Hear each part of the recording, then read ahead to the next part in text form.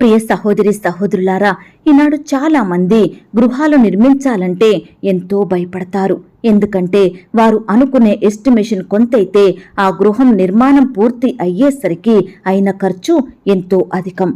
గృహాలు కట్టి అప్పుల పాలైన వారు ఎంతమంది లేరండి. ఆ అప్పులు తీర్చలేక మరలా కట్టుకున్న ఇండ్లు అమ్మిన వారు ఎంతో మంది ఉంటున్నారు కదా. కాబట్టి ప్రియ సహోదరి సహోదరుడా, దేవుని హస్తం, ఆయన సహాయం మన పనిలో లేకపోతే మనం ఎంత ప్రయాసపడినా ఏమి లాభమండి? ఆ దేవుని దయ, కనికరం, ప్రేమ, జాలి మనపై లేకపోతే మనమేమీ పొందలేము. కాబట్టి మనం చేసే ప్రతి పని విషయమై దేవునికి ప్రార్థించి ఆయన వాగ్దానాలను అడగాలి. దేవుని సహాయం కొరకు ఎదురు చూడాలి. అప్పుడే మనకు విజయం కలుగుతుంది. ప్రియ విశ్వాసి, దేవునికి ప్రార్థించకుండా మన స్వంతంగా తిరిగి సంబంధాలు చూసి చేసిన పెండ్లిళ్ళు ఎన్ని ఉన్నాయండి. వారిప్పుడు సంతోషంగా ఉంటున్నారా చెప్పండి?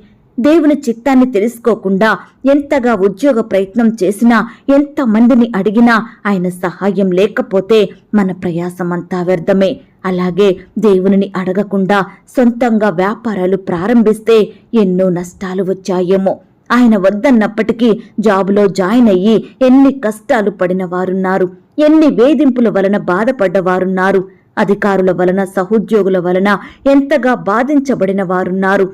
ప్రియ విశ్వాసి, యెహోవా ఇల్లు కట్టించని ఎడల దాన్ని కట్టువారి ప్రయాసము వ్యర్థమే. అవునండి, దేవుడి సహాయం లేకుండా మనం ఏమి చేసినా, ఎంత కష్టపడినా, ఎంతగా ప్రయాసపడినప్పటికీ సమస్తము వ్యర్థమేనండి. కాబట్టి మన ప్రతి పనిలో, మన ప్రతి ప్రయత్నంలో ఆ దేవుడు మనకు తోడుగా ఉంటే మనకు ఎంతో విజయం వస్తుంది.